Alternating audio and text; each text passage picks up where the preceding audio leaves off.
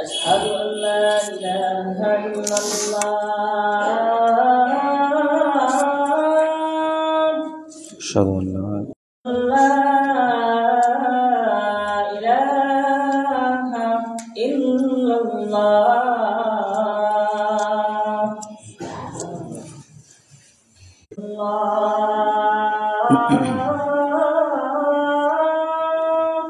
أشهد أن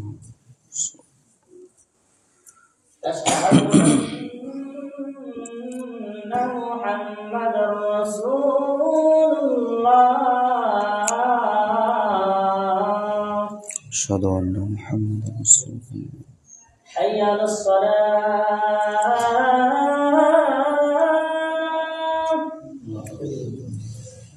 حي على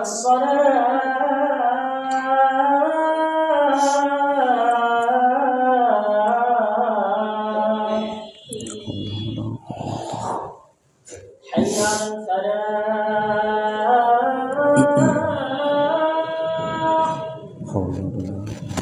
حي على الفلاح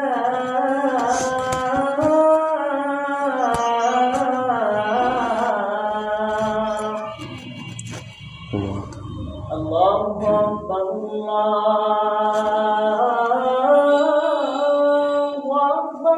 الله أكبر الله أكبر لا إله إلا الله لا إله إلا الله صل على محمد وعلى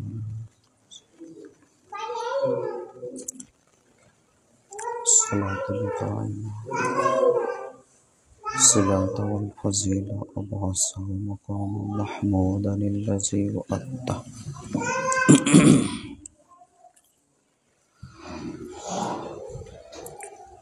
الحمد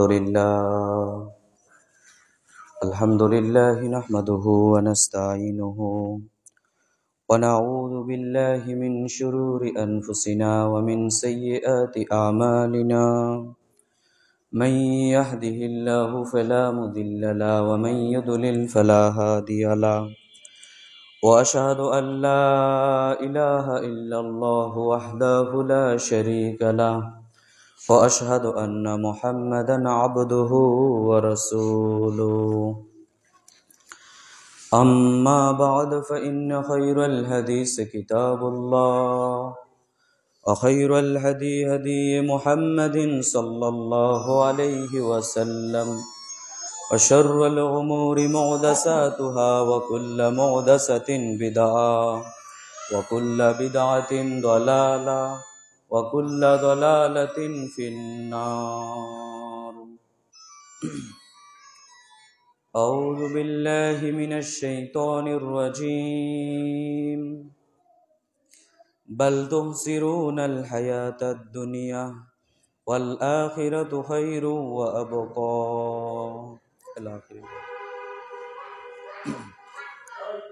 যাবতীয় প্রশংসা গুণগান হামদ সানা সে মহান আল্লাহ সুবহানাহু ওয়া তাআলার দরবারে, যে মহান আল্লাহ সুবহানাহু ওয়া তাআলা পবিত্র জুমার দিন আল্লাহর ঘর মসজিদে এসে কিছু সালাত আদায়ের পর খুতবা শ্রবণের তৌফিক দান করলেন। আমরা সে মহান মুনিবের নিকট সকলে অন্তর থেকে শুকরিয়া আদায় করছি। সকলে বলি আলহামদুলিল্লাহ। অতঃপর শান্তি বর্ষিত হোক আমাদের প্রিয় নবী জনাবে মুহাম্মদুর রাসূলুল্লাহ সাল্লাল্লাহু আলাইহি ওয়াসাল্লামের উপর। আল্লাহুম্মা সাল্লি আলাইহি আল্লাহুম্মা বারিক আলাইহি। সম্মানিত জুমা সালাতের মুসল্লিবৃন্দ, আজ জুমার খুতবায় সংক্ষিপ্ত সময়ে আমার বক্তব্যের বিষয় চলো পরকালের পথে। বিষয়টিকে কেন্দ্র করে আপনাদের সামনে পবিত্র কোরআন ও সহিহ হাদিস থেকে কিছু গুরুত্বপূর্ণ কথা বলার চেষ্টা করব ইনশাআল্লাহ। আমা তৌফিক ইল্লা বিল্লাহ আলাইহি তাওয়াক্কালতু ওয়া ইলাইহি উনীব। বর্তমান সময়ে বিষয়টি অত্যন্ত গুরুত্বপূর্ণ একটি বিষয়। কেন? আপনি যদি সমাজের দিকে লক্ষ্য করেন তাহলে আপনি দেখতে পাবেন যে পরকালমুখী জীবন যাপন করে এরকম মানুষের সংখ্যা খুঁজে পাওয়া বড় মুশকিল। যেই ব্যক্তি সবসময় চিন্তা চেতনায় লালন করে যে আমার মূল টার্গেট হচ্ছে পরকাল, আমার মূল টার্গেট দুনিয়া নয়, আমার মূল টার্গেট হচ্ছে পরকাল, যারা সর্বক্ষেত্রে শুধুমাত্র পরকালকে প্রাধান্য দিয়ে চলে, এরকম সংখ্যক মানুষ আপনি হাতে গুনতে পারবেন। পুরো একটা গ্রামের মধ্যে অল্প কিছু মানুষ আপনি পেতে পারেন। আসলে এমনটা কেন হচ্ছে? এমনটা হচ্ছে মূলত আপনি আমি দুনিয়াকে ভালোবেসে, দুনিয়ার মোহাব্বত আপনার আমার প্রতি এত এত এত বেশি যে পরকালকে আপনি আমি ভুলতে বসেছি। আপনাকে আমাকে যে মৃত্যুবরণ করতে হবে, মরতে হবে, আপনি আমি যে চিরকাল থাকবো না দুনিয়াতে, এটা আপনি আমি একেবারে ভুলতে বসেছি। তাই তো মানুষ পরকালকে প্রাধান্য দিতে চায় না, পরকালকে মূল্যায়ন করতে চায় না। আমি আপনাদের মূলত বলবো, ভাই মুরব্বিয়ানি কেরাম, আমাদের উচিত, আমাদের কর্তব্য হচ্ছে জীবনের সর্বক্ষেত্রে আপনি আমি যেন পরকালকে প্রাধান্য দিয়ে চলি। পরকালকে প্রাধান্য দেওয়া কেমন আর দুনিয়াকে প্রাধান্য দেওয়া কেমন, দু একটা উদাহরণ নমুনা দেই, তাহলে বিষয়টা ক্লিয়ার হয়ে যাবে আপনাদের সামনে। যেমন কথার কথা, মাগরিবের সময় মসজিদে আজান হলো, আপনি আমি কথার কথা সবাই কাজে ব্যস্ত। উদাহরণ দিচ্ছি, বুঝবেন। আপনি আমি কথার কথা সবাই কাজে ব্যস্ত, যদিচ সবাই কাজে ব্যস্ত থাকবে না, এটাই স্বাভাবিক। ধরে নিলাম সবাই কাজে ব্যস্ত, মাগরিবের আজান হলো। এখন যদি আপনি আজান শোনার পর কাজকর্ম ত্যাগ করে ছেড়ে দিয়ে আল্লাহর ঘর মসজিদে চলে যান সালাত আদায়ের জন্য, তাহলে আপনি পরকালকে প্রাধান্য দিলেন, দুনিয়াকে প্রাধান্য দিলেন না। পক্ষান্তরে আপনি যদি আজান শোনার পরেও আপনি কাজেই লেগে থাকলেন, কাজেই ব্যস্ত থাকলেন, তাহলে আপনি পরকালকে প্রাধান্য দেননি, বরং আপনি দুনিয়াকে প্রাধান্য দিয়েছেন। কথাটা কি বুঝাতে পারলাম? যেমন একজন ব্যক্তি দুনিয়াতে চাইলে হালাল ব্যবসাও করতে পারে, আবার হারাম ব্যবসাও করতে পারে। এখন যেই ব্যক্তি দুনিয়াতে হারাম টাকা পয়সা ইনকাম করতে পারে, এরপরও হারাম টাকা পয়সা ইনকাম করে না, হালাল ব্যবসা করে না, সুদ ঘুষ খায় না, মনে করে অল্প হোক, অল্পে তুষ্ট থাকবো, এরপরও হালালটা খাবো, হারামটা খাবো না, ওই ব্যক্তি নিঃসন্দেহে পরকালকে প্রাধান্য দিল, ওই ব্যক্তি দুনিয়াকে প্রাধান্য দিল না। আবার পক্ষান্তরে যেই ব্যক্তি হালালও বক্ষণ করে আবার হারামও বক্ষণ করে, হালাল হারামের বাছবিচার করে না, তোয়াক্কা করে না, ওই ব্যক্তি নিঃসন্দেহে ভাই দুনিয়াকে প্রাধান্য দিল, ওই ব্যক্তি কিন্তু পরকালকে প্রাধান্য দিল না। তাহলে দুনিয়াকে প্রাধান্য দেওয়া কেমন আর পরকালকে প্রাধান্য দেওয়া কেমন, ছোট্ট ছোট্ট দুইটা উদাহরণের মাধ্যমে আপনাকে আমি একটু বোঝানোর চেষ্টা করেছি। এরকম ভাবে সর্বক্ষেত্রের জীবনের প্রত্যেকটা কাজে আপনি এটা মিলিয়ে নিবেন যে দুনিয়াকে প্রাধান্য দেওয়া কেমন আর পরকালকে প্রাধান্য দেওয়া কেমন। এবার বলি, যারা দুনিয়াকে প্রাধান্য দেয়, পরকালকে প্রাধান্য দেয় না, তাদের রেজাল্টটা কি দাঁড়াবে, তাদের ফলাফলটা কি দাঁড়াবে? আপনি খোলেন পবিত্র কোরআনুল কারীমের সূরাতুল বাকারা, 2 নম্বর সূরা, সূরাতুল বাকারার 86 নম্বর আয়াত। আল্লাহ সুবহানাহু ওয়া তাআলা বলছেন, উলাইকাল্লাযিনা ইশতারাউল হায়াতাদ দুনিয়া বিল আখিরা ফালা ইউখাফফাফু আনহুমুল আযাব ওয়ালা হুম ইয়ানসুরুন। আল্লাহ সুবহানাহু ওয়া তাআলা বলছেন, শোনো, যারা পরকালের বিনিময়ে দুনিয়ার জীবনকে কিনে নিয়েছ, যারা পরকালের বিনিময়ে দুনিয়ার এই ছোট্ট জীবনকে ক্রয় করে নিয়েছ, তাদের শাস্তি আল্লাহ তাআলা দ্বিগুণ শতগুণ বহুগুণ বৃদ্ধি করে দিবেন। আয়াতের শেষ অংশে আল্লাহ তাআলা বলছেন, ওয়ালাহুম ইয়ানসুরুন, তাদের সাহায্যকারীও কিয়ামতের মাঠে কেউ থাকবে না। নেন এবার অত্র কোরআন মাজিদের আয়াত দ্বারা স্পষ্টভাবে বোঝা যাচ্ছে আল্লাহ তাআলা কঠিন হুঁশিয়ারি জারি করে দিয়ে বলছেন, পৃথিবীর মানুষ শুনো, তোমরা যদি দুনিয়ার বিনিময়ে পরকালের জীবনকে কিনে নাও, অর্থাৎ দুনিয়াকে প্রাধান্য দাও, পরকালকে প্রাধান্য না দাও, তাহলে তোমাদের রেজাল্ট কি, ফলাফল কি? সেটা হচ্ছে তোমাদের জন্য কিয়ামতের মাঠে জাহান্নামে দ্বিগুণ শতগুণ শাস্তি বৃদ্ধি করে দিবেন। অর্থাৎ অন্য যারা জাহান্নামে যাবে তারা তো শাস্তি ভোগ করবে, যারা দুনিয়াকে প্রাধান্য দেওয়ার কারণে জাহান্নামে যাবে তাদের শাস্তি আল্লাহ তাআলা অন্য জাহান্নামীদের থেকেও আরো কয়েক গুণ বৃদ্ধি করে দিবেন। নেনেবাদ কয়েক গুণ বৃদ্ধি করে দিবেন। আয়াতের শেষ অংশে আল্লাহ সুবহানাহু ওয়া তাআলা বলছেন, ওয়ালাহুম ইয়ানসুরুন, তাদের সাহায্যকারীও কিয়ামতের মাঠে কেউ থাকবে না। তাদের সাহায্যকারীও কিয়ামতের মাঠে কেউ থাকবে না। ভাই, এই বাক্যটা আপনাকে আমি কি দিয়ে বুঝাতে পারি বলেন তো? দুনিয়াতে যদি আপনি বিপদে পড়েন, কেউ না কেউ তো আগিয়ে আসে, সাহায্য করে না ভাই? সাহায্য করে। আজকে আমি বিপদে পড়েছি, আপনি আগিয়ে আসবেন, সাহায্য করবেন। আপনি বিপদে পড়লে আমি আগিয়ে যাব, সাহায্য করব। দুনিয়া চলছে এইভাবে। কিন্তু কাল কিয়ামতের দিন, কিয়ামতের মাঠে যদি আপনি বিপদে পড়েন, সাহায্য করার মতো কেউ কেমন থাকতে পারে? আরে কে থাকতে পারে? যেখানে আল্লাহ তাআলা কোরআন মাজিদে নিজে বলছেন যে মা বাপ পালিয়ে যাবে ছেলে সন্তান থেকে, পিতা পুত্র পালিয়ে যাবে ছেলে সন্তান থেকে, ওইখানে আপনাকে কে সাহায্য করতে পারে ভাই?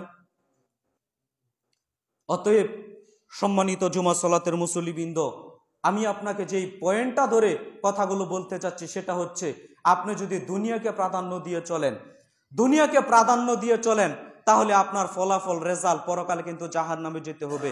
এবং কিয়ামতের দিন কেউ আপনার সাহায্যকারী থাকবে না বলেই আল্লাহ সুবহানাহু ওয়া তাআলা পবিত্র কোরআনুল কারীমে বলেছেন।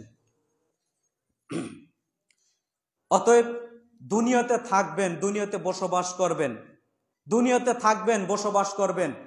একদিন জুমার খুতবা দেওয়ার পরে একজন ভাই আমাকে প্রশ্ন করলো, এই বিষয়ে বক্তব্য দিয়েছিলাম।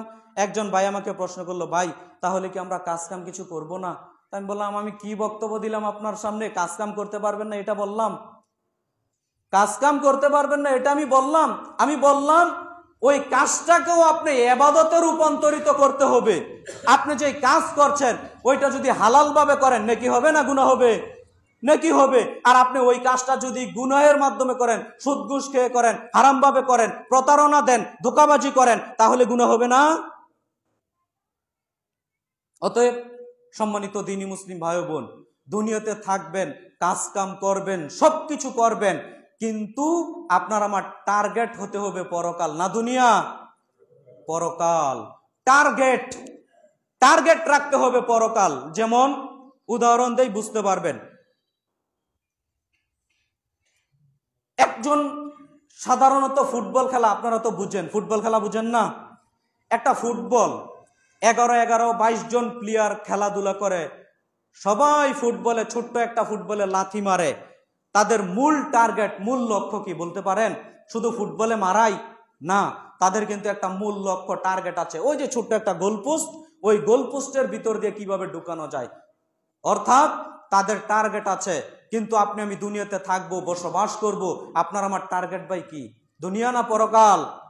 দুনিয়াতে সব কিছু করেন, যাই কিছু করেন না কেন, টার্গেট রাখতে হবে শুধুমাত্র পরকাল, জান্নাত। কি করে আমি জান্নাতে যাব, এইটা হবে একজন প্রকৃত মুমিনের সর্বপ্রথম এবং সর্বশ্রেষ্ঠ টার্গেট।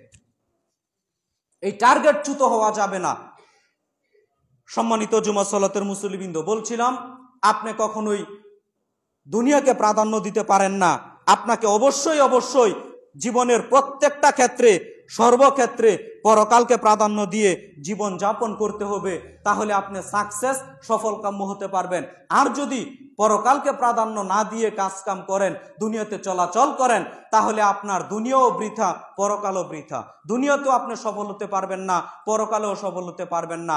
দুনিয়ার এই সামান্য আরামায়েশ, সুখ শান্তি, এটাকে আপনি এত বড় করে দেখছেন, অথচ আপনাকে আমি কি দিয়ে বুঝাই? একটা হাদিসের নোট সংক্ষিপ্তভাবে বলে আমি সামনের দিকে যাওয়ার চেষ্টা করছি। আপনি দেখেন, আপনি তো দুনিয়াকে খুব প্রাধান্য দিয়ে চলছেন, তাই না?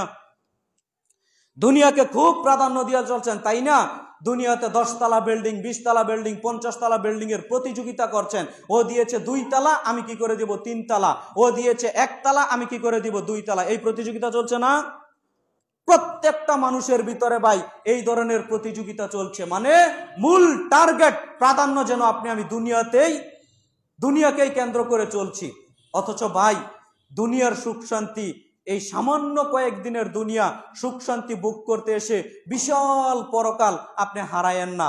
আপনি দেখেন রাসূল সাল্লাল্লাহু আলাইহি ওয়াসাল্লাম তিনি বলছেন, কিয়ামতের দিন আল্লাহ সুবহানাহু ওয়া তাআলা ফেরেশতাকে বলবেন, ফেরেশতা ওই যে জাহান্নাম দেখতে পাচ্ছ, ওই জাহান্নাম থেকে একজন ব্যক্তিকে বের করে আনো। জাহান্নাম থেকে একজন ব্যক্তিকে বের করে আনবেন। একজন ব্যক্তিকে আল্লাহ সুবহানাহু ওয়া তাআলা ডাকবেন। সহিহ মুসলিম গ্রন্থের বর্ণনা, একজন ব্যক্তিকে ডেকে বলবেন। দুইটা বর্ণনায় এসেছে, আমি আপনাকে ছোট্ট করে বলে দিচ্ছি বোঝানোর স্বার্থে। একজন ব্যক্তিকে আল্লাহ ডেকে আনবেন, যেই ব্যক্তি দুনিয়ার সবচাইতে টাকার মালিক, সুখ শান্তিতে থাকা ব্যক্তি, ওই ব্যক্তিকে আনবেন। ডেকে এনে বলবেন, শোনো, আল্লাহ সরাসরি কথা বলবেন, শোনো, তুমি কি পৃথিবীর সবচাইতে সুখ শান্তিতে থাকা ব্যক্তি নও? তুমি কি পৃথিবীর সবচাইতে টাকার মালিক বেশি ছিলে ওই ব্যক্তি নও? তখন ওই ব্যক্তি আল্লাহর নামে কসম করে বলবে, আল্লাহ তোমার ইজ্জতের কসম করে বলছি, তোমার সম্মানের কসম করে বলছি, আল্লাহ দুনিয়ার সবচাইতে সুখ শান্তিতে থাকা ব্যক্তি আল্লাহ আমি। দুনিয়ার সবচাইতে সুখ শান্তিতে থাকা ব্যক্তি আল্লাহ আমি। তখন আল্লাহ সুবহানাহু ওয়া তাআলা ফেরেশতাদেরকে ডাকবেন, ফেরেশতা মণ্ডলী এই ব্যক্তিকে নিয়ে যাও। এই ব্যক্তিকে নিয়ে গিয়ে জাহান্নামে একটা চুবানি দিবেন। চুবানি ভাষা তো বুঝেন, চুবানি দিবেন। জাহান্নামে একটা চুবানি দিয়ে আবার ব্যাক করে নিয়ে আসবেন। ব্যাক করে নিয়ে এসে আল্লাহ সুবহানাহু ওয়া তাআলা ওই ব্যক্তির সামনে আবার মুখামুখি হয়ে বলবেন, শোনো, তুমি কি পৃথিবীর সবচাইতে সুখী মানুষ ছিলে না? তুমি কি পৃথিবীর সবচাইতে টাকার মালিক বেশি ছিলে না? তখন ওই ব্যক্তি বলবে, আল্লাহে, আল্লাহর কসম করে বলছি আল্লাহ, তোমার সম্মানের কসম করে বলছি আল্লাহ, তোমার ইজ্জতের কসম করে বলছি আল্লাহ, ইতিপূর্বে সুখ কি জিনিস আমি আল্লাহ জিন্দিগিতে দেখি নাই। ইতিপূর্বে সুখ কি জিনিস আমি আল্লাহ জীবনে দেখি নাই। নেন এবার আপনাকে আমি কি বাক্য দিয়ে বুঝাতে পারি? অথচ একটু আগে বলছিল আল্লাহ পৃথিবীর সবচাইতে টাকার মালিক ছিলাম আমি আল্লাহ বেশি, আল্লাহ পৃথিবীর সবচাইতে সুখী মানুষ ছিলাম আমি আল্লাহ বেশি। জাহান্নামে নিল, একটা চুবানি দিল, বের করে আনলো। এখন আল্লাহ আবার বলছেন, তুমি কি পৃথিবীর সবচাইতে সুখী মানুষ ছিলে না? সবচাইতে বেশি টাকার মালিক ছিলে না? এখনই নগদে কথা উল্টিয়ে দিয়ে বলছে, আল্লাহ তোমার ইজ্জতের কসম করে বলছি আল্লাহ, তোমার সম্মানের কসম করে বলছি আল্লাহ, ইতিপূর্বে দুনিয়াতে সুখ কি জিনিস আমি আল্লাহ জীবনে দেখি নাই। নেন এবার দুনিয়ার টাকা পয়সা, দুনিয়ার ভোগ বিলাস, দুনিয়ার 10 তলা 20 তলা 50 তলা বিল্ডিং, এর সুখ শান্তি আপনি কোথায় রাখবেন বলেন? এত সুখ শান্তি, টাকা পয়সা দেখেন জাহান্নামের এক চুবানি খাওয়া মাত্রই সব ভুলে গেছে। অতএব প্রিয় ভাইয়েরা আমার, আমি আপনাকে যে কথাটা মূলত বুঝাতে চাচ্ছিলাম, আপনি আমি কেন দুনিয়াকে এত প্রাধান্য দিয়ে চলছি, আপনার আমার মূল টার্গেট কিন্তু পরকাল হওয়া উচিত। এবং নিজেকে দুনিয়াতে ভাববেন আমি একজন পথিক, আমি একজন মুসাফির। রাসূল সাল্লাল্লাহু আলাইহি ওয়াসাল্লাম তিনি বলছেন, সহিহ বুখারীতে হাদিসটি এসেছে, রাসূল সাল্লাল্লাহু আলাইহি ওয়াসাল্লাম বলেন, কুন ফি দুনিয়া কান্নাকা গরীব আও আবিরু সাবিল আও তানাফসাকা ফি আহলিল কুবুর। নবী মুহাম্মদ সাল্লাল্লাহু আলাইহি ওয়াসাল্লাম ইবনে ওমর রাদিয়াল্লাহু তাআলা আনহুর কাঁধে হাত রেখে তিনি বলছেন, সহিহ বুখারীতে হাদিসটি এসেছে, রাসূল সাল্লাল্লাহু আলাইহি ওয়াসাল্লাম ইবনে ওমর রাদিয়াল্লাহু তাআলা আনহুর কাঁধে হাত রেখে বলছেন, শোনো ইবনে ওমর, কুন ফি দুনিয়া কান্নাকা গরীব আও আবিরু সাবিল আও তানাফসাকা ফি আহলিল কুবুর। শোনো, তুমি দুনিয়াতে চলো এমন ভাবে নিজেকে একজন পথিক মনে করো। শোনো, তুমি দুনিয়াতে চলো এমন ভাবে নিজেকে একজন মুসাফির মনে করো। নিজেকে একজন পথিক মনে করো, নিজেকে একজন মুসাফির মনে করো। ওদ্দা নাফসাকা ফি আহলিল কুবুর, দুনিয়াতে বেঁচে থেকে নিজেকে একজন কবরের বাসিন্দা মনে করো। বলেন আপনি আমি নিজেকে কবরের বাসিন্দা মনে করি? কে বলেছে মরতে হবে, মৃত্যুবরণ করতে হবে? এই চিন্তা চেতনা, চিন্তা ভাবনা কবে ভুলে বসে আছি? কবে ভুলে বসে আছি? অথচ রাসূল সাল্লাল্লাহু আলাইহি ওয়াসাল্লাম ইবনে ওমর রাদিয়াল্লাহু তাআলা আনহুর কাঁধে হাত রেখে বলছেন, শোনো, তুমি দুনিয়াতে চলো এমন ভাবে নিজেকে একজন পথিক মনে করো, দুনিয়াতে চলো এমন ভাবে নিজেকে একজন মুসাফির মনে করো। ওউদ্দা নাফসাকা ফি আহলিল কুবুর, দুনিয়াতে বেঁচে থেকে নিজেকে একজন কবরের বাসিন্দা মনে করো। দুনিয়াতে বেঁচে থেকে নিজেকে একজন কবরের বাসিন্দা মনে করো। সম্মানিত দ্বীনি মুসলিম ভাই বোন, আপনি আমি কবরের বাসিন্দা নিজেকে মনে করি না। মরতে হবে, মৃত্যুবরণ করতে হবে, এই কথাই আপনি আমি ভুলে বসে আছি। সম্মানিত দ্বীনি মুসলিম ভাই বোন, তাই তো রাসূল সাল্লাল্লাহু আলাইহি ওয়াসাল্লাম তিনি বলেছেন, শোনো ইবনে উমর, তুমি যদি সকালে বেঁচে থাকো তাহলে সন্ধ্যা পর্যন্ত বেঁচে থাকবে, এ আশা তুমি করিও না। শোনো ইবনে উমর, তুমি যদি সন্ধ্যায় উপনীত হয়ে যাও পরের দিন সকাল পর্যন্ত বেঁচে থাকবে, এ আশা তুমি করিও না। আল্লাহর নবী মুহাম্মদ সাল্লাল্লাহু আলাইহি সাল্লাম লক্ষ্য করে, সাহাবীকে লক্ষ্য করে বলছেন, শুনো, তুমি যদি সকালে বেঁচে থাকো সন্ধ্যা পর্যন্ত বেঁচে থাকবে, এই আশা তুমি করিও না। আবার সন্ধ্যায় যদি বেঁচে থাকো পরের দিন সকাল পর্যন্ত বেঁচে থাকবা, এই আশাই তুমি করিও না। আপনি আমি কি আশা করি না? আরে কে বলেছে 5 বছর পরে কি করব, 10 বছর পরে কি করব, ওই প্ল্যান, ওই চিন্তা ভাবনা আপনার আমার মাথায় দিনরাত ঘুরে। অথচ রাসূল সাল্লাল্লাহু আলাইহি সাল্লাম বলছেন, সকালে বেঁচে থাকলে সন্ধ্যা পর্যন্ত বেঁচে থাকবা, এ আশা তুমি করিও না। সন্ধ্যায় বেঁচে থাকলে সকাল পর্যন্ত বেঁচে থাকবে, এ আশা তুমি করিও না। কেন এটা বলেছেন? এই জন্য বলেছেন, আপনি যদি সবসময় মৃত্যুর কথা স্মরণ করেন, যদি মনে করেন আমি সকালে বেঁচে আছি, সন্ধ্যায় বেঁচে নাও থাকতে পারি, তাহলে আপনার দ্বারা আর পাপ ঘটবে না। যে আপনি যদি সন্ধ্যায় বেঁচে থাকেন আর মনে মনে ভাবেন পরের দিন সকাল পর্যন্ত আমি বেঁচে নাও থাকতে পারি, আমি মৃত্যুবরণ করতে পারি এর ভিতরে, তাহলে আপনার দ্বারা আর ভাই পাপ ঘটবে না। এই কারণে মূলত রাসূল সাল্লাল্লাহু আলাইহি সাল্লাম এই কথাটা বললেন। একটা উদাহরণ দেই, এই কথার সাথে কথাটা বুঝতে পারবেন।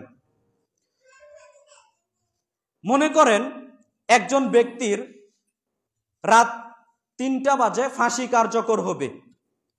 একজন ব্যক্তির রাত 3টা বাজে ফাঁসি কার্যকর হবে। ফাঁসি কার্যকর মানে তার মৃত্যু সুনিশ্চিত, ও ভেবে নিয়েছে যে আমার মৃত্যু হবে। এখন রাত যখন 1টা বাজে, তখন ওই ব্যক্তির নিকট, যে ব্যক্তির রাত 3টা বাজে ফাঁসি হবে, ওই ব্যক্তির নিকট দুনিয়াতে হারাম যা সে ভালোবাসতো, গান বাজনা ভালোবাসতো, মদ ভালোবাসতো, এরপরে অন্য অন্য যত হারাম বস্তু ভালোবাসতো, সবকিছু তার নিকট নিয়ে উপস্থিত, নিয়ে গিয়ে বলা হলো, তুমি তো আর 2 ঘন্টা পরে মৃত্যুবরণ করবা, আর মাত্র 2 ঘন্টা বাকি, এখন রাত 1টা বাজে, এই নাও হারাম যত ভালোবাসতে সব তোমার নিকট উপস্থিত, তুমি আনন্দ ফুর্তি ইচ্ছা মতো করে নাও। আচ্ছা ভাই, বিবেক দিয়ে বলেন তো, ওই মুহূর্তে 2 ঘন্টা পরে ওর ফাঁসি হবে, ওই মুহূর্তে কি ও পাপের কাজ করবে? ওই মুহূর্তে পাপের কাজ করবে? কোশ্চিনকালেও করবে না। কেন? ওই ব্যক্তি ভাববে আর 2 ঘন্টা পরে আমার ফাঁসি হবে, এখন আমি হারাম করব না, এখন আমি পাপের কাজ করব না। এ কারণেই রাসূল সাল্লাল্লাহু আলাইহি সাল্লাম বলছেন, শোনো, তুমি যদি সকালে বেঁচে থাকো সন্ধ্যা পর্যন্ত বেঁচে থাকতে পারবা, এই আশা তুমি করিও না। যদি আশা করো পাপ ঘটবে, যদি আশা না করো পাপ ঘটবে না তোমার। সম্মানিত জুমা সালাতের মুসল্লিবৃন্দ, এই বাক্যগুলো আপনাকে আমি কি দিয়ে বুঝাতে পারি? এই বাক্যগুলো আপনাকে আমি কি বাক্য ইউজ করে বুঝাতে পারি আমার জানা নেই। তবে আপনাকে আমি এতটুকু বলে গেলাম, রাসূল সাল্লাল্লাহু আলাইহি সাল্লাম তিনি দুনিয়াদারি করতেন না। আপনাকে আমি কি দিয়ে এই বাক্য বুঝাই? আম্মা জান আয়েশা রাদিয়াল্লাহু তাআলা আনহা তার নিজস্ব বিবরণ তিনি বলছেন যে রাসূল সাল্লাল্লাহু আলাইহি ওয়াসাল্লাম মৃত্যুবরণ করেছেন। রাসূল সাল্লাল্লাহু আলাইহি সাল্লাম মৃত্যুবরণ করেছেন। রাসূল সাল্লাল্লাহু আলাইহি সাল্লাম যখন মৃত্যুবরণ করলেন, এই মুহূর্তে রাসূল সাল্লাল্লাহু আলাইহি সাল্লাম একাধারে 2 দিন পেট পূর্ণ করে খাবার খেয়ে মৃত্যুবরণ করেছেন। এটা রাসূলের জীবনে ঘটেনি। যে আম্মা জান আয়েশা রাদিয়াল্লাহু তাআলা আনহা বলছেন অন্য বর্ণনায়, রাসূল সাল্লাল্লাহু আলাইহি সাল্লাম মৃত্যুবরণ করেছেন, অথচ রাসূল সাল্লাল্লাহু আলাইহি সাল্লাম একাধারে 3 দিন পেট পূর্ণ করে খাবার খেয়েছেন। এটা রাসূলের জীবনে ঘটেনি, জীবনে ঘটেনি। আপনাকে যদি বলি কবে আপনি উপবাস থেকেছেন, আপনি বলতেই পারবেন না, আপনি বলতেই পারবেন না। সম্মানিত দ্বীনি মুসলিম ভাই ও বোন, তারা দুনিয়াদারি করেছেন, তারা দুনিয়াতে ছিলেন কিন্তু দুনিয়াদারি করেননি, দুনিয়াকে প্রাধান্য দিয়ে চলেননি। অথচ নবী মুহাম্মদ সাল্লাল্লাহু আলাইহি সাল্লামের কথা আপনার সামনে আমি কি বাক্য বলে বুঝাতে পারি, যেই কথাটা পরে বলতাম এখন আপনাকে আমি বলে দেই। অথচ রাসূল সাল্লাল্লাহু আলাইহি সাল্লাম চাইলেই দুনিয়ার সব কিছু ভোগ করতে পারতেন, চাইলেই তিনি সাল্লাল্লাহু আলাইহি ওয়াসাল্লাম দুনিয়ার সব আরামায়েশ ভোগ করতে পারতেন। একটা নমুনা আপনি দেখেন, একদা ফেরেশতা জিবরাইল আলাইহিস সালাম আমাদের নবী মুহাম্মদ সাল্লাল্লাহু আলাইহি সাল্লামের নিকট এসে বলছেন, হে নবী মুহাম্মদ সাল্লাল্লাহু আলাইহি সাল্লাম, ওই যে বিশাল এক প্রশস্ত উপত্যকা, বাথা নামক বিশাল প্রশস্ত উপত্যকা আপনি দেখতে পাচ্ছেন না আল্লাহর নবী? ওই বিশাল প্রশস্ত বাথা নামক প্রশস্ত উপত্যকা আল্লাহ আপনাকে স্বর্ণ করে দিতে চাচ্ছেন, আপনি কি নিতে চাচ্ছেন? বিশাল প্রশস্ত উপত্যকা আল্লাহ আপনাকে স্বর্ণ করে দিতে চাচ্ছেন। বিশাল এক ভূখণ্ড, এই বিশাল ভূখণ্ড আল্লাহ ভাই স্বর্ণ করে দিবেন। আমাদের নবী মুহাম্মদ সাল্লাল্লাহু আলাইহি সাল্লামকে নিতে পারতেন, কিন্তু ওই মুহূর্তে নবী সাল্লাল্লাহু আলাইহি সাল্লাম উপরের দিকে চেয়ে বলছেন, হে আমার রব, হে আমার মালিক, আপনি আমাকে বিশাল প্রশস্ত উপত্যকা স্বর্ণ করে দিতে চাচ্ছেন, এটা আমি চাচ্ছি না। হে আমার রব, হে আমার মালিক, আপনি আমাকে বিশাল প্রশস্ত উপত্যকা স্বর্ণ করে দিতে চাচ্ছেন, এটা আল্লাহ আমি চাচ্ছি না। বরং আপনি আমাকে দুনিয়াতে এমন অবস্থায় রাখেন, আমি যেন একদিন খেতে পাই, একদিন যেন উপবাস থাকি, আমি যেন একদিন খেতে পাই, একদিন যেন উপবাস থাকি। আর এমনটাই ঘটেছে রাসূল সাল্লাল্লাহু আলাইহি সাল্লামের জীবনে। আপনাকে আমি কি দিয়ে বুঝাতে পারি? নবী সাল্লাল্লাহু আলাইহি সাল্লাম যদি বলতেন, আচ্ছা আল্লাহ যেহেতু দিতে চাচ্ছেন, হালাল, নিতে পারতেন, গ্রহণ করতে পারতেন, আল্লাহ হাদিয়া স্বরূপ প্রেরণ করছেন, ওই মুহূর্তে নবী সাল্লাল্লাহু আলাইহি সাল্লাম এটা গ্রহণ করলেন। আপনাকে ভাই আমি কিভাবে বুঝাতে পারি? তারা দুনিয়াতে ছিলেন কিন্তু দুনিয়াকে প্রাধান্য দিয়ে চলেননি। আরেকটা হাদিসের নকশা আপনার সামনে আমি পেশ করি। আব্দুল্লাহ ইবনে মাসউদ রাদিয়াল্লাহু তাআলা আনহু বলেন, একদা আমরা নবী করিম সাল্লাল্লাহু আলাইহি সাল্লামের নিকট উপস্থিত হলাম। নবী করিম সাল্লাল্লাহু আলাইহি ওয়াসাল্লামকে দেখতে পেলাম, তিনি একটা খেজুর পাতার চটে শুয়ে আছেন। ওই খেজুর পাতার চটে শুয়ে থাকার কারণে নবী সাল্লাল্লাহু আলাইহি সাল্লামের শরীরে পিঠের মধ্যে দাগ পড়ে আছে। খেজুর পাতার চট কি বুঝেন? ওই খেজুর পাতা দিয়ে যে বিছানা তৈরি করে, খেজুর পাতার চটে নবী সাল্লাল্লাহু আলাইহি সাল্লাম শুয়ে আছেন। আমরা নবী সাল্লাল্লাহু আলাইহি সাল্লামের নিকট উপস্থিত হলাম, এমত অবস্থায় দেখতে পেলাম নবী সাল্লাল্লাহু আলাইহি সাল্লামের পিঠে দাগ পড়ে আছে খেজুর পাতার চটে। তখন আমরা আল্লাহর নবীকে বললাম, আল্লাহর নবী আপনি যদি একটু অনুমতি দিতেন, আল্লাহর নবী আপনি যদি একটু অনুমতি দিতেন, তো আমরা সাহাবায়ে কেরামরা মিলে আপনার জন্য একটা ভালো বিছানার ব্যবস্থা করে দিতাম। আল্লাহর নবী আপনি কি অনুমতি দিবেন? তখন নবী সাল্লাল্লাহু আলাইহি সাল্লাম বলছেন, শোনো আব্দুল্লাহ ইবনে মাসউদ, আমার সাথে দুনিয়ার কিসের সম্পর্ক? শোনো আব্দুল্লাহ ইবনে মাসউদ, আমার সাথে দুনিয়ার কিসের সম্পর্ক? আমি দুনিয়াতে এসেছি পথিকের ন্যায়, মুসাফিরের ন্যায়। আমি দুনিয়াতে এসেছি মুসাফিরের ন্যায়। আমি আছি, ছিলাম কোথায়, আছি এখন, আবার চলে যাব। আমি দুনিয়াতে আছি মুসাফিরের ন্যায়। কেন তোমরা আমার জন্য ভালো বিছানার ব্যবস্থা করতে চাচ্ছ? এই হলো নবী সাল্লাল্লাহু আলাইহি সাল্লামের নীতি আদর্শ। সম্মানিত জুমা সালাতের মুসল্লিবৃন্দ, আপনাকে আমি দুনিয়াদার দেখাচ্ছি, আপনাকে আমি দুনিয়াদার দেখাচ্ছি। আপনি তো দুনিয়ার পিছনেই দিনরাত চলছেন। কোথায় গেলে 10 টাকা ইনকাম করা যাবে, কোথায় গেলে হারাম না হালাল, এটা বাছ বিচার করেন না, একটু তোয়াক্কা করেন না। অথচ নবী সাল্লাল্লাহু আলাইহি সাল্লাম তিনি সারাটা জীবন ব্যবসা করে, কত কষ্ট ক্লেশ করে জীবন পরিচালনা করেছেন। তিনি কিন্তু চাইলেই আল্লাহর পক্ষ থেকে বিশাল প্রশস্ত উপত্যকা স্বর্ণ করে দিতে চাচ্ছেন, নিতে পারতেন, নেননি তিনি। অথচ নবী সাল্লাল্লাহু আলাইহি সাল্লামের কত টাকা পয়সার প্রয়োজন ছিল, নবী সাল্লাল্লাহু আলাইহি সাল্লাম মাঝে মধ্যেই সাহাবীদের মধ্যে বলতেন, কে কি পারো দান করো, কে কি পারো দান সাদাকা করো, কে কি পারো দান সাদাকা করো, এই কাজ করতে হবে, ওই কাজ করতে হবে, অমুক যুদ্ধে যেতে হবে। নবী সাল্লাল্লাহু আলাইহি সাল্লাম মানুষের কাছ থেকে দান নিচ্ছেন, সহযোগিতা নিচ্ছেন আল্লাহর দ্বীনের কাজ করার জন্য। অথচ অপর দিকে ফেরেশতা এসে বলছেন, আল্লাহ আপনাকে স্বর্ণ করে দিতে চান, আপনি কি নিবেন? আল্লাহর নবী বলছেন, ওটা আমার প্রয়োজন নেই। আপনাকে আমি কি দিয়ে বুঝাতে পারি ভাই? আল্লাহর নবী মুহাম্মদ সাল্লাল্লাহু আলাইহি সাল্লাম দুনিয়াদারি করতেন না। তিনি দুনিয়াতে ছিলেন বটে, দুনিয়াকে প্রাধান্য দিতেন না তিনি। সম্মানিত দ্বীনী মুসলিম ভাই ও বোন, আবু বকর সিদ্দিক রাদিয়াল্লাহু তাআলা আনহুর কথা আপনাকে আমি কি দিয়ে বুঝাতে পারি? একদা আবু বকর সিদ্দিক রাদিয়াল্লাহু তাআলা আনহু ক্ষুধার্ত ছিলেন। তার গোলাম আবু বকর সিদ্দিকের নিকট কিছু খাবার নিয়ে উপস্থিত। ওই নবী যখন খাবারটা দেখলেন, আবু বকর সিদ্দিক রাদিয়াল্লাহু তাআলা আনহু, আবু বকর সিদ্দিক ক্ষুধার্ত ছিলেন, খাবারটা খেয়ে নিলেন।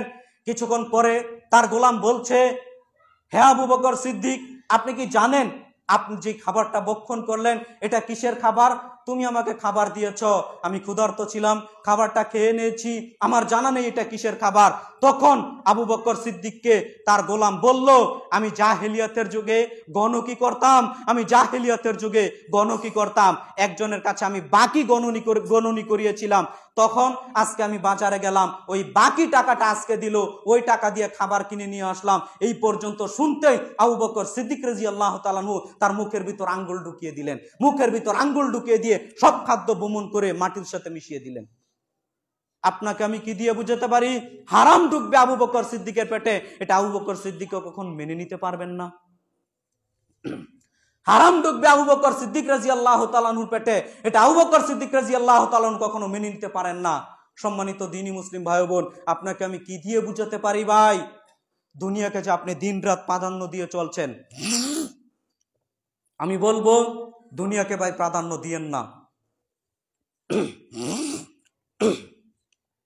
আপনি সব সময় পরকালকে প্রাধান্য দেন, পরকালকে টার্গেট রেখে দুনিয়াতে চলাচলের চেষ্টা করেন। যখন আপনি পরকালকে প্রাধান্য দিয়ে দুনিয়াতে চলাচলের চেষ্টা করবেন, তাহলে আপনি দুনিয়াতেও সাকসেস, দুনিয়াতেও সফল হবেন, পরকালেও সফল হতে পারবেন। সম্মানিত দ্বীনি মুসলিম ভাই বোন, দেখেন আপনার সামনে আমি কয়েকটা হাদিস সংক্ষিপ্তভাবে পেশ করার চেষ্টা করছি। আনাস রাদিয়াল্লাহু তাআলা আনহু বলেন, রাসূল সাল্লাল্লাহু আলাইহি ওয়াসাল্লাম বলেছেন, ইয়াতবাউল মাইয়িত সালাসা, একজন মানুষ যখন মৃত্যুবরণ করে, একজন মানুষ যখন মারা যায়, তার সাথে কবরে তিনটা জিনিস যায়। একজন মানুষ যখন মৃত্যুবরণ করে, একজন মানুষ যখন মারা যায়, তার সাথে কবরে তিনটা জিনিস যায়, ও আহলুহু ও মালুহু ও আমালুহু।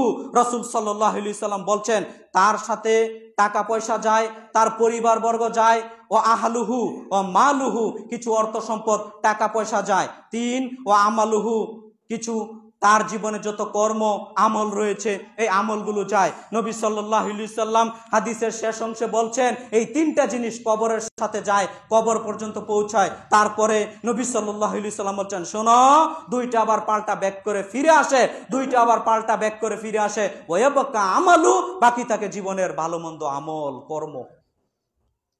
আত্মীয় স্বজন, গ্রামবাসী, এলাকাবাসী, আপনার আত্মীয় স্বজন, গ্রামবাসী, এলাকাবাসী আপনাকে যারা ভালোবাসতো, তারা কবর পর্যন্ত যাবে, কিন্তু আপনাকে দাফন করার পর থাকবে না, চলে আসবে। চলে আসবে, কিছু টাকা পয়সা অর্থ সম্পদ যাবে কবরে, ওইগুলো রেখে আসবে না, সাথে নিয়ে চলে আসবে, সাথে চলে নিয়ে আসবে। এ কথাই রাসূল সাল্লাল্লাহু আলাইহি সাল্লাম বলছেন, কবর পর্যন্ত যাবে বটে, তবে কবরে থাকবে না। কবরে থাকবে যেই জিনিসটা, সেটা হচ্ছে ও আমালুহু, জীবনের ভালো মন্দ আমল, জীবনের ভালো মন্দ কর্ম। আপনি যদি জীবনে ভালো মন্দ কর্ম করতে পারেন, জীবনের ভালো মন্দ আমল করতে পারেন, যতটুকুই আমল করেন না কেন, যতটুকুই কর্ম করেন না কেন, ওই কর্মটুকুই কবরে আপনার সঙ্গী হবে, কবরে আপনার সাথী হবে। সম্মানিত জুমা সালাতের মুসল্লিবৃন্দ, চিন্তা ভাবনা, ভাস বিচার আপনার কাছে আমি রেখে দিলাম। আপনি যদি ভালো ভালো আমল করতে পারেন, এইটাই আপনার কবরের সঙ্গী হবে। আপনি যদি খারাপ কর্ম করে থাকেন, আপনি যদি খারাপ কর্ম করে থাকেন, আপনি যদি খারাপ কর্ম করে থাকেন, ওইটাই কবরে আপনার সঙ্গী হবে। বিবেচনা, চিন্তা ভাবনা ভাই আপনার কাছে আমি রেখে দিলাম। দুনিয়াতে আপনি ভালো কর্ম করবেন না খারাপ কর্ম করবেন, ভালো ইবাদত বান্দিগি করবেন না খারাপ কর্ম করবেন, এটা বিবেচনা ভাই আপনার কাছেই। আপনি জাস্টিফাই করে নেন, আপনার নিজের সাথে মিলিয়ে নেন, আপনি দুনিয়াতে ভালো কর্ম করছেন না খারাপ কর্ম করছেন। ভাই ফিরে আসুন, ফিরে আসুন, ফিরে আসুন পরকালের দিকে। দুনিয়াকে প্রাধান্য দিয়ে লাভ নেই, পরকালের দিকে ফিরে আসুন, নইলে কিন্তু একদিন আফসোস করতে হবে, যেই দিন আফসোস করে আর কোনো লাভ হবে না। একদিন আপনি নিজের ভুল ঠিকই বুঝতে পারবেন। এই যে এখন খুতবাতে, প্রায় খুতবাতে বলা হয়, সালাত আদায় করুন, হালাল হারাম বেঁচে চলুন, দিনের পথে ফিরে আসুন, আল্লাহর ইবাদত বান্দিগি করুন। আপনি কথা কানে নিচ্ছেন না, কথা শুনছেন না, আমলে পরিণত করছেন না। প্রিয় ভাইয়েরা আমার, কিন্তু এক সময় আপনি ঠিকই বুঝতে পারবেন, আহা কি ভুলগুলো করলাম, কি আফসোস আমার জন্য, কি ভুলগুলো করলাম, কেন আমি দুনিয়াতে ইবাদত বান্দিগি করলাম না, কেন আমি দুনিয়াতে ইবাদত বান্দিগি করলাম না। আরে ভাই 50, 60, 70, 80, 90 বছর, যার যেরকম হায়াত, ধরে নিলাম আপনার 60 বছর বয়স, 70 বছর বয়স, এই একটা বয়স দিয়ে আল্লাহ আপনাকে প্রেরণ করেছেন দুনিয়াতে। কি কারণে প্রেরণ করেছেন? ইবাদত করার জন্য, যেটা আল্লাহ কোরআন মাজিদে বলছেন। আর এইখানে আপনি ইবাদত না করে, এইখানে আপনি ইবাদত না করে আল্লাহর নাফরমানি করছেন, শিরিক বিদআতে লিপ্ত হচ্ছেন, মানুষের জমি আত্মসাৎ করে মেরে খাচ্ছেন, ধোঁকাবাজি করছেন, সুদ ঘুষের সাথে মিশিয়ে যাচ্ছেন, সুদ ঘুষ তোয়াক্কা করছেন না। সম্মানিত দ্বীনি মুসলিম ভাই বোন, পরকালকে ভয় করুন, আল্লাহকে ভয় করুন, মরতে হবে, মরণকে ভয় করুন, মরণকে ভয় করে পরকালের দিকে ভাই ফিরে আসুন, নইলে একদিন আফসোস করতে হবে। আমি বারবার এই কথাটা বলবো, একদিন আফসোস করতে হবে, যেই দিন আফসোস করে আর কোনো লাভ হবে না। কেন এই কথাটা বললাম? এটা আমার মুখের কথা নয়, আল্লাহ সুবহানাহু ওয়া তাআলা পবিত্র কোরআন মাজিদের অসংখ্য জায়গায় এই কথাগুলো বলেছেন। আপনি দেখেন, নোট করে রাখতে পারেন। আপনি দেখেন পবিত্র কোরআনুল কারীমের সূরা মুমিনুনের 99-100 এই আয়াতগুলো দেখেন। আল্লাহ সুবহানাহু ওয়া তাআলা বলছেন, হাত্তা ইজা জাআ আহাদাহুমুল মাউত ক্বালা রব্বি রব্বিরজিউন। আল্লাহ সুবহানাহু ওয়া তাআলা এক শ্রেণীর মানুষের কথা নকল করে বলছেন। আল্লাহ তো আলিমুল গায়ব, সবকিছু তিনি জানে, সবকিছুর জ্ঞান আল্লাহর কাছে আছে। মানুষ তো এক সময় আর্তনাদ করবে, আফসোস করবে। ওই কথাটা আল্লাহ সুবহানাহু ওয়া তাআলা কোরআন মাজিদে আগেই বলে দিচ্ছেন, যাতে আপনি সতর্ক হন, সাবধান হন। আল্লাহ সুবহানাহু ওয়া তাআলা বলছেন, হাত্তা ইজা জাআ আহাদাহুমুল মাউত ক্বালা রব্বি রব্বিরজিউন। এক শ্রেণীর মানুষের যখন মৃত্যু এসে উপস্থিত হবে, মরণ এসে উপস্থিত হবে, তখন তারা আল্লাহকে বলবে, ক্বালা রব্বি, হে আমার রব, হে আমার প্রতিপালক, রব্বিরজিউন, আল্লাহ তুমি আল্লাহ আরেকটু সুযোগ আমাকে দিবা আল্লাহ, আবার তুমি আল্লাহ আমাকে দুনিয়াতে প্রেরণ করবা আল্লাহ। ক্বালা রব্বি রব্বিরজিউন লাআল্লি আমালু সলিহান। আমরা দুনিয়াতে যাব, গিয়ে আমলে সলেহ করব, সৎ আমল করব, নেক আমল করব। নামাজ পড়তাম না, নামাজ পড়ব। সুদ খেতাম, সুদ আর ভক্ষণ করব না। একেবারে হালাল টাকা পয়সা ইনকাম করব, অর্থাৎ দিন অনুযায়ী চলবো, আল্লাহ তোমাকে মেনে চলবো। লাআল্লি আমালু সলিহান, আমলে সলেহ করব। ফিমা তারাকতু, ওই কাজ আর করবো না যেই কর্ম করার কারণে, যেই বদ কর্ম করার কারণে আজকে আমাকে জাহান্নামে যেতে হচ্ছে, আজকের এই কঠিন পরিস্থিতির মধ্যে আমাকে আসতে হয়েছে। ক্বালা রব্বি রব্বিরজিউন লাআল্লি আমালু সলিহান ফিমা তারাকতু। আল্লাহ আমাকে তুমি আরেকটু সময় আল্লাহ দেও আল্লাহ, আল্লাহ আমাকে আরেকটু সময় আল্লাহ তুমি দেও আল্লাহ। আল্লাহ সুবহানাহু ওয়া তাআলা একটি ভাষায় বলে দিবেন, কাল্লা, কখনো নহে, অসম্ভব, তোমাকে যথেষ্ট সময় দেওয়া হয়েছিল, এখন আর তোমাকে সময় দেওয়া হবে না। নেবার আপনি কিন্তু ভুল বুঝতে পারবেন ভাই, মরণের মুহূর্তেই আপনি ভুল বুঝতে পারবেন, আমি জীবনে কি করলাম, আমি তো ধরা খেয়ে গেলাম। আমি যে দুনিয়াতে বেঁচে আছি, নামাজ পড়ি না, আল্লাহর ইবাদত করি না, ধরা তো খেয়ে গেলাম, মরণ তো চলে আসলো। আপনি ভুল ভাই বুঝতে পারবেন, আপনি ভুল বুঝতে পারবেন, কিন্তু এই মুহূর্তে ভাই ভুল বুঝতে পেরে কি কোনো লাভ হবে? কোনো লাভ হবে না। আবার এক শ্রেণীর বদ শ্রেণীর মানুষ আছে, দেখবেন বলে, আরে কালেমা পড়েছি, এক সময় তো আল্লাহ জান্নাতে দিবেন, প্রথমে জাহান্নামে গেলে যাব, বলে না? এই ধরনের মানুষ আছে না ভাই? আপনার জন্য একটা কোরআন মাজিদের আয়াত বলে আমি খুতবা ইতি টানার চেষ্টা করছি। আপনি দেখেন, পবিত্র কোরআনুল কারীম খোলেন, 35তম সূরা, সূরা ফাতিরের 37 নম্বর আয়াত খোলেন। আল্লাহ সুবহানাহু ওয়া তাআলা বলছেন, আহুম ইয়াস্তারিকুনা ফিহা রাব্বানা আখরিজনা না'মাল সলিহান গায়রাল্লাযী কুননা না'মাল। আল্লাহ সুবহানাহু ওয়া তাআলা ওই শ্রেণীর মানুষের কথা নকল করে বলছেন, ওয়াহুম ইয়াস্তারিকুনা ফিহা রাব্বানা আখরিজনা না'মাল সলিহান গায়রাল্লাযী কুননা না'মাল। যখন আল্লাহ তাআলা বিচার ফয়সালা শেষ করে দিয়ে যারা জান্নাতে যাওয়ার জান্নাতে চলে যাবে, আর যারা জাহান্নামে যাওয়ার জাহান্নামে চলে যাবে, এই মুহূর্তে যখন জাহান্নামে নিক্ষেপ করা হবে এক শ্রেণীর মানুষকে, জাহান্নামে নিক্ষেপ করা হবে এক শ্রেণীর মানুষকে, ওই মুহূর্তে তারা বলা শুরু করে দিবে, আল্লাহ আরেকটু সময় দাও আল্লাহ, আল্লাহ আরেকটু সময় দাও আল্লাহ। আর্তনাদ কাকে বলে? কান্নাকাটি কাকে বলে? আহাজারি কাকে বলে? আর্তনাদ কাকে বলে? কান্নাকাটি কাকে বলে? আহাজারি কাকে বলে? আফসুস কাকে বলে? ওই মুহূর্তে করা শুরু করে দিবে যখন জাহান্নামে নিক্ষেপ করবে, নিক্ষেপ করার সাথে সাথেই বলা শুরু করে দিবে, আহুম ইয়াস্তারিকুনা ফিহা রাব্বানা আখরিজনা না'মাল সলিহান গায়রাল্লাযী কুননা না'মাল। আল্লাহ তুমি জাহান্নাম থেকে বের করো আল্লাহ, আল্লাহ তুমি জাহান্নাম থেকে বের করো আল্লাহ, আল্লাহ তুমি জাহান্নাম থেকে বের করো আল্লাহ।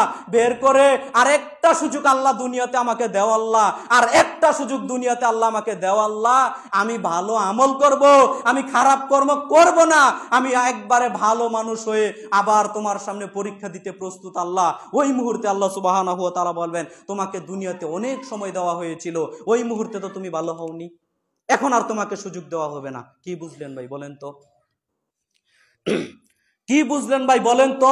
আমি কি বানিয়ে কথা বললাম? আপনি খুলেন, খুতবা শেষ হলে কোরআন মাজিদটা নিয়ে খুলেন না, আমি যে কথাগুলো বললাম আল্লাহ তো বলছেন এই কথা। পবিত্র কুরআনুল কারীমের 30তম পারা সর্বপ্রথম সূরা নাবার সর্বশেষ আয়াত 40 নম্বর আয়াতে আল্লাহ সুবহানাহু ওয়া তাআলা এক শ্রেণীর মানুষের কথা নকল করে বলছেন, ওয়াকুলুল কাফির ইয়া লাইতানি কুনতু তুরাবা। ওই মুহূর্তে কাফেররা তারা আফসোস করে বলবে, হায় আফসোস, কেন আমরা আজকে মানুষ থাকলাম। ওয়াকুলুল কাফির ইয়া লাইতানি কুনতু তুরাবা, হায় আফসোস, কেন আমরা আজকে মানুষ থাকলাম। আমরা যদি আজকে মাটির সাথে মিশে যেতাম। একটু এই আয়াতটা বুঝাই, তাফসিরগুলো খুললে আপনি বুঝতে পারবেন। এই কাফেরদের সামনে, কিয়ামতের মাঠে সমস্ত মানুষের সামনে আল্লাহ তাআলা পশু পাখির বিচার করবেন, যেটা তাফসিরে বর্ণিত হয়েছে। পশু পাখির বিচার করবেন। হাদিসে যেটা বলা হয়েছে, একটা শিংওয়ালা ছাগল যদি একটা অশিংওয়ালা ছাগলকেও গুতা মেরে থাকে দুনিয়াতে, একটা শিংওয়ালা ছাগলে যদি একটা অশিংওয়ালা ছাগলকেও গুতা মেরে থাকে দুনিয়াতে, আল্লাহ সুবহানাহু ওয়া তাআলা কিয়ামতের মাঠে তার কাছ থেকে শিংটা নিয়ে তাকে বলবেন, তুমি গুতা মেরে পরিশোধ করে দাও। বিচার সমান সমান, বিচার সমান সমান, বিচার সমান সমান করার পরে আল্লাহ সুবহানাহু ওয়া তাআলা বলবেন, তোমরা আবার মাটির সাথে মিশে যাও, তোমরা আবার মাটির সাথে মিশে যাও। এই দৃশ্য ঘটবে মানুষের সামনে, এই দৃশ্য ঘটবে কাফেরদের সামনে। ওই মুহূর্তে তারা বলবে, ওয়াকুলুল কাফির ইয়া লাইতানি কুনতু তুরাবা, হায় আফসোস, কেন আমরা আজকে মানুষ থাকলাম। আজকে যদি পশু পাখি হয়ে যেতাম, গরু ছাগল হয়ে যেতাম, তাহলে বিচার করে আল্লাহ মাটির সাথে মিশিয়ে দিত, কতই না ভালো হতো। আপনাকে আমি কি বাক্য বলে বুঝাতে পারি, কিয়ামতের মাঠে আপনি বলবেন, আপনি যে নামাজ পড়েন না, কিয়ামতের মাঠে আপনি বলবেন, আপনি যে সুদ খান, আপনি যে ঘুষ খান, আপনি যে বেপরদাভাবে চলবেন, আপনি বলবেন, কেন আমরা আজকে মানুষ থাকলাম। আজকে যদি পশু পাখি হতাম তাহলে আল্লাহ মাটির সাথে মিশিয়ে দিত। এটা আপনি বলবেন, এটা ভাই আপনি বলবেন যদি আপনি জাহান্নামে চলে যান। সম্মানিত জুমা সালাতের মুসল্লি, কিন্তু আপনার হাতে পায়ে ধরে বলে গেলাম শেষ কথাটা, আপনার হাতে পায়ে ধরে বলে গেলাম শেষ কথাটা। যারা যুবক ভাই আছেন, সময় বেশি দিন আছে, অনেক বছর আছে, এটা আপনি কখনো মনে করিয়েন না। দুনিয়াতে বেঁচে আছেন, ফিরে আসেন আল্লাহর দিকে, ফিরে আসেন আল্লাহর দিকে। আল্লাহর দিকে ফিরে এসে আল্লাহর ইবাদত বান্দিগি করেন, একটু তাসবিহ তাহলিল জিকির আজকার করেন। হারাম যদি খেয়ে থাকেন, হারাম থেকে ফিরে এসে আল্লাহর দরবারে তওবা করেন। কিন্তু এক সময় তওবা করলে কখনো লাভ হবে না, আফসোস করলে কখনো লাভ হবে না। এই শেষ মেসেজটা আপনাকে দিয়ে আজকের খুতবা আমি ইতি টানার চেষ্টা করেছি ভাই। সম্মানিত দ্বীনি মুসলিম ভাই বোন, জানি না আপনার সামনে আমি কতটুকু বুঝাতে পারলাম, তবে এতটুকু বলে গেলাম, আপনি পরিবর্তন হন, আপনি পরিবর্তন হন। আপনি যদি পরিবর্তন না হন, এখন যদি পরিবর্তন না হন, তাহলে কবে আপনি পরিবর্তন হবে তা আমার জানা নেই।